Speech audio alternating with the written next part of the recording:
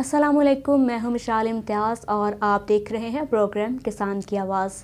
नाज़रीन, आज से चंद माह कबल हमने अगरवुड पर एक वीडियो बनाई थी और उसके सीड्स भी फ़रोख्त किए थे, लेकिन हमारे कुछ मोअज़्ज़िज़ क्लाइंट्स का ये गिला आया था कि उनके सीड्स जर्मिनेट नहीं हुए।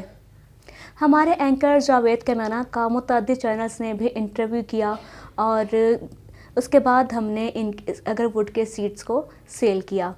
मैंने अगरवुड के सीड जर्मिनेट करने पर एक मुकम्मल वीडियो भी तैयार की और सबको बताया भी गया कि इसके सीड्स को कैसे जर्मिनेट किया जाता है। लेकिन अब चूँकि पाकिस्तान में पहली मर्तबा अगरवुड के सीड जर्मिनेट किए जा रहे थे, तो इसको जर्मिनेट करने में काफ़ी गलतियां भी की गईं, जिनमें से चंद तस्वीर मैं आज आपके साथ शेयर कर रही हूं, जिसमें वाज़ेह देखा जा सकता है कि इसको जर्मिनेट करने में काफ़ी गलतियां भी की गई हैं। लेकिन रेड न्यूज़ HD ने और जावेद कमाना साहब ने भी ये कहा था कि जिन लोगों के सीड जर्मिनेट नहीं होंगे हम उनको कंपनसेट करेंगे ताकि किसी के भी पैसे ज़ाया ना हो। तो इसी माह यानी कि नवंबर में ही हम उन लोगों को, जिन लोगों के सीड जर्मिनेट नहीं हुए थे, हम उनको मुफ्त पौधे भी मुहैया करेंगे। अब इसके साथ साथ ही पौधों की सेल का सिलसिला भी अब शुरू कर दिया जाएगा और आप पौधे ख़रीदने के लिए बुकिंग भी करवा सकते हैं। अब मैं बताती चलूं कि 21 अगस्त को हमने अगरवुड के सीड जर्मिनेट किए थे, उसी तरीके से जो तरीका मैंने आप सबको पहले भी बताया था। तो अब ना सिर्फ हमारे सीड जर्मिनेट हुए, बल्कि आज अब तक उन सीड से तकरीबन 4 से 5 इंच तक का पौधा भी तैयार हो चुका है। तो जो तस्वीर मैंने आपको दिखाई हैं उसमें आप ख़ुद भी वाज़ेह तौर पर ये देख सकते हैं कि अगरवुड के सीड्स को दुरुस्त तरीके से जर्मिनेट नहीं किया गया। लेकिन मोअज़्ज़िज़ कस्टमर्स यही कहते हैं कि उन्होंने हमारे बताए हुए तरीके के मुताबिक ही इसको जर्मिनेट किया था। खैर, हमारा ये मकसद हरगिज़ नहीं कि हम किसी को झूठा साबित करें या फिर किसी बहस में पड़ें।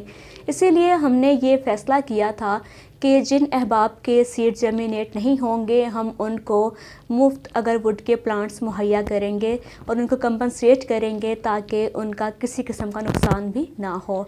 अब जिन अहबाब ने अगरवुड के सीड्स का आधा पैकेट लिया था हम उनको एक पौधा मुफ्त देंगे, और जिन अहबाब ने अगरवुड सीड्स का पूरा पैकेट लिया था हम उनको 2 प्लांट्स फ्री देंगे।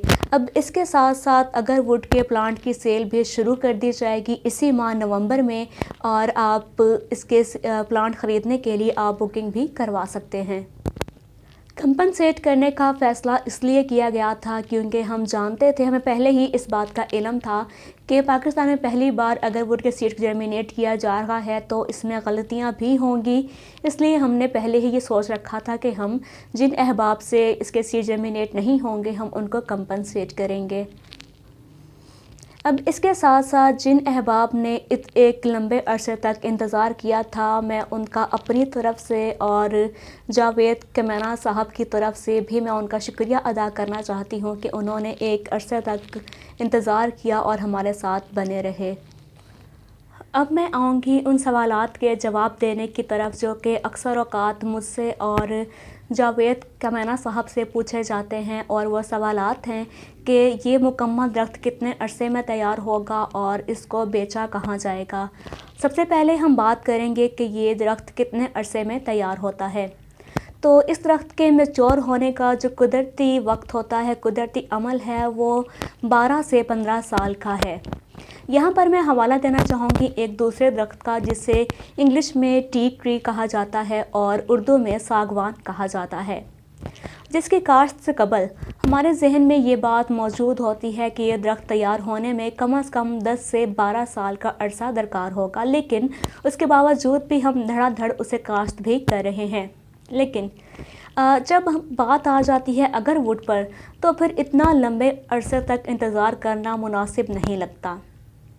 इसलिए हम भी दूसरे ममालिक की तरह जैसे कि इंडोनेशिया है, मलेशिया है, इंडिया है, हम उनकी तरह हम भी पाकिस्तान में अगरवुड के दरख्त को वक्त से पहले ही तैयार कर सकते हैं। यानी कि 5वें साल हम इसको आर्टिफिशियल फंगल इंजेक्ट करके उसके बाद 1.5 से 2 साल के अरसे के बाद हम इस दरख्त को काट कर इसकी लकड़ी को बेच सकते हैं।